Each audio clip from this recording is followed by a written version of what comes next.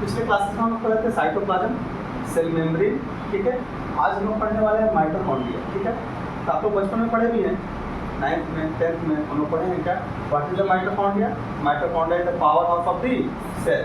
तो इसको लिख सकते हैं क्या, समझे, पावर हाउस है।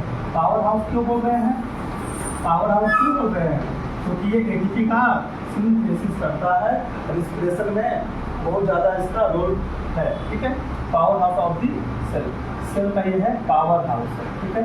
जैसे हमारे आसपास में देखते पावर हाउस है, जहाँ बिजली स्टेशन है और बिजली मिलती है तो हम अपने डेली लाइफ में कुछ ना कुछ अपना काम कर पाते हैं, जो भी काम, जैसे भी बैठे हुए हैं, पंखा चल रहा है, घर में खाना बनाना तो मिक्सी का यूज करते हैं।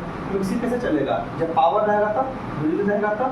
उसी तरीके से सेल को अपने फंक्शन को, अपने मेटाबॉलिक एक्टिविटी को परफॉर्म करने के लिए एनर्जी चाहिए, और एनर्जी कौन आता है, आपका माइटोकॉन्ड्रिया, ठीक है।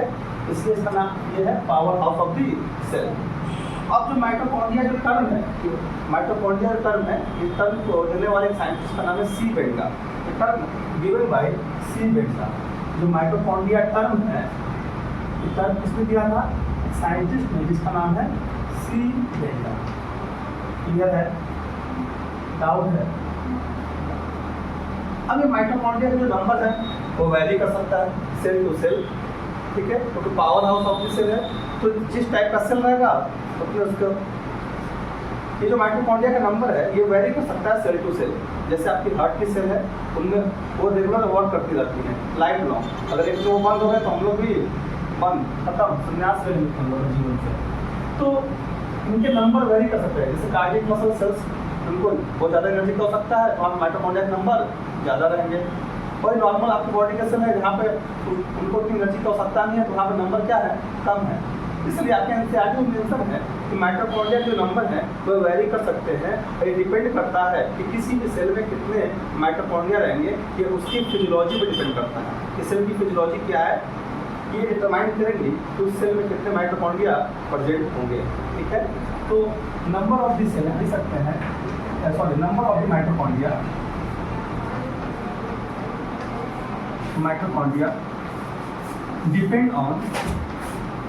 depends on physiology of the cell,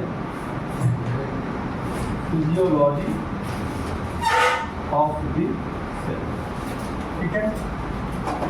ये सॉसेज लाइक होते हैं, सिलेंड्रिकल होते हैं।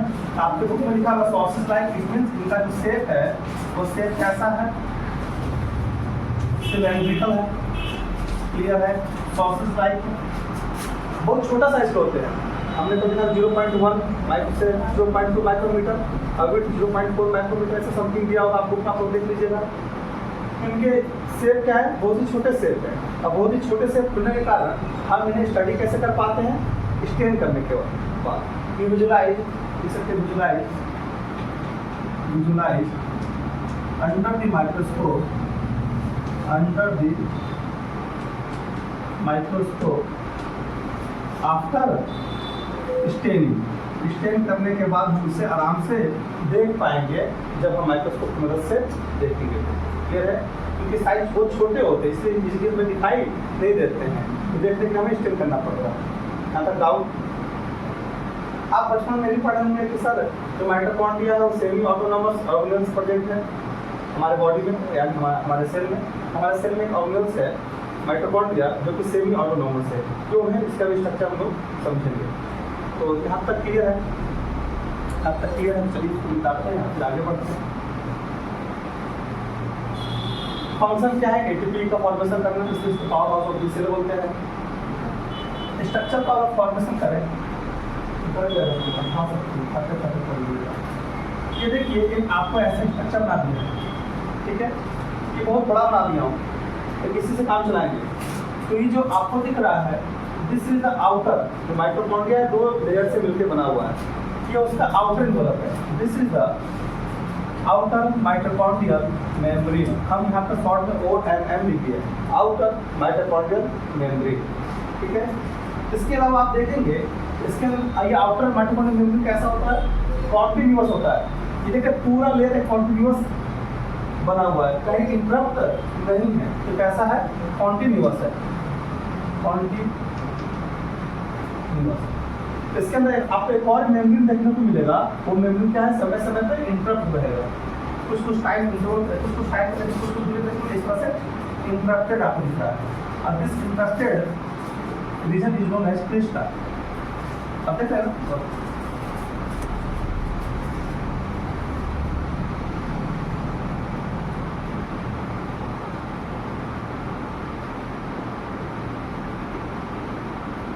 देख रहे हैं ऐसा स्ट्रक्चर बन गया।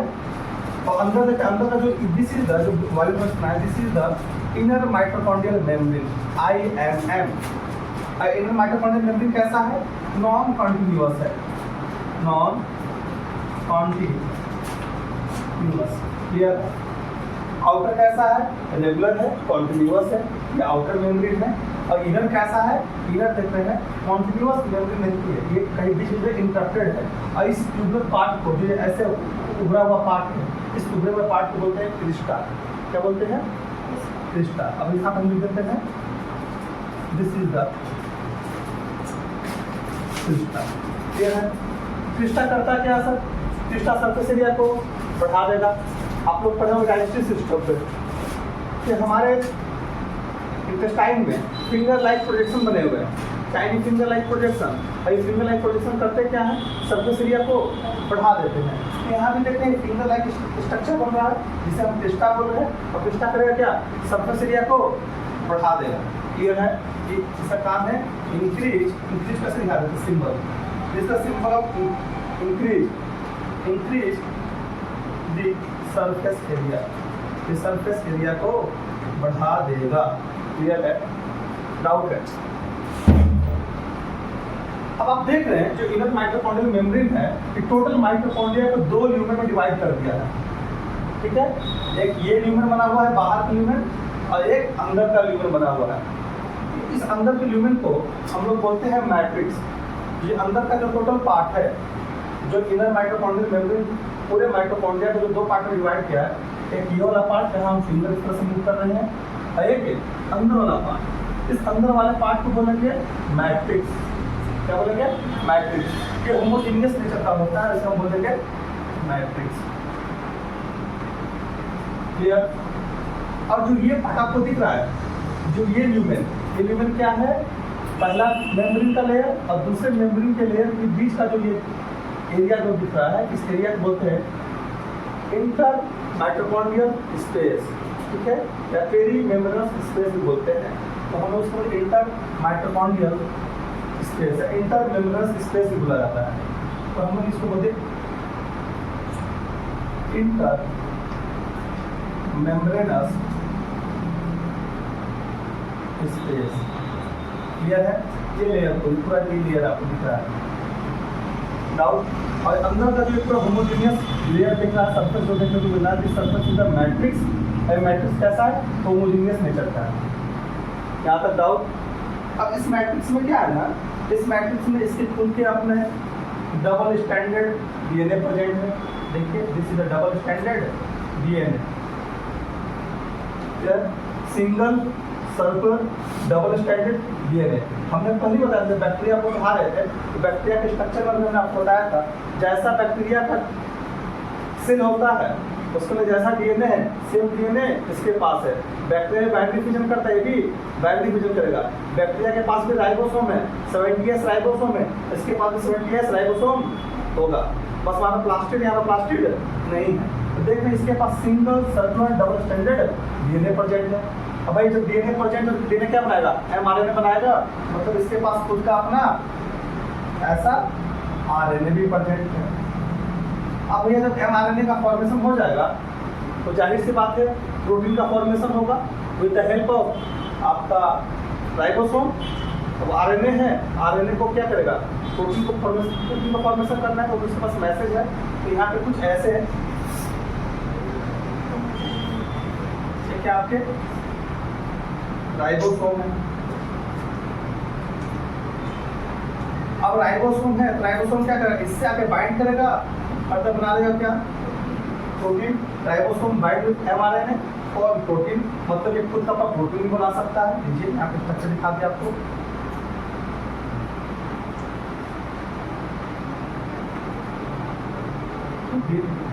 तो आप देख रहे हैं कि जो इसके पास खुद का अपना डीएनए है, खुद को अपने आप से रेगुलेट कर सकता है, खुद का अपना प्रोटीन बना सकता है, इसीलिए हम माइटोकॉन्ड्रिया को बोलते हैं semi autonomous organelles.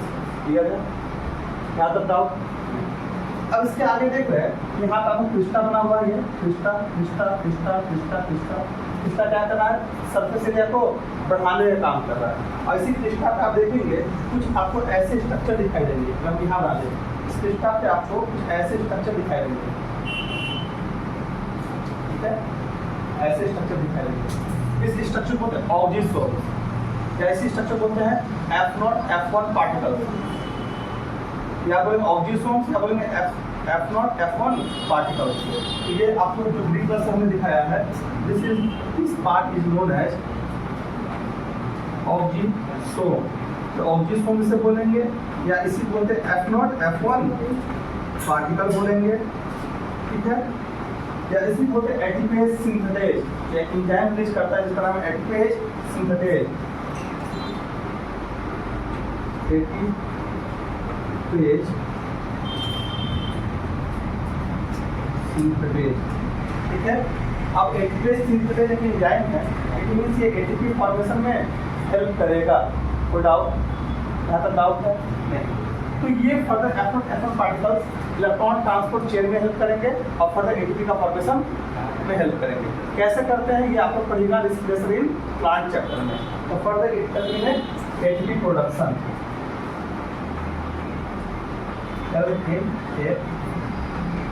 ATP production. यहाँ तक डाउट? यहाँ तक डाउट? अब इसके अलावा देखेंगे यहाँ पे कि आप देख रहे हैं टोटल स्ट्रक्चर यहाँ पे बताया गया है, और यहाँ पे ये आउटर मेम्ब्रेन जो है तो आपके बुक में लिखा हुआ मोर परमिएबल इन नेचर है। क्यों मोर परमिएबल है? तो इस पे यहाँ पे आउटर मेम्ब्रेन पे आपको ऐसे कुछ पार्ट गेटवे बने होंगे जिसे हम बोलते हैं एक्वापोरिन। और ये एक्वापोरिन क्या करेंगे? वाटर के ट्रांसपोर्ट में हेल्प करेंगे। जैसे आपके बुक में लिखा है कि आउटर मेम्ब्रेन क्या है? As compare to inner membrane more permeable है। कैसा है? मोर परमिएबल है। यहाँ तक डाउट?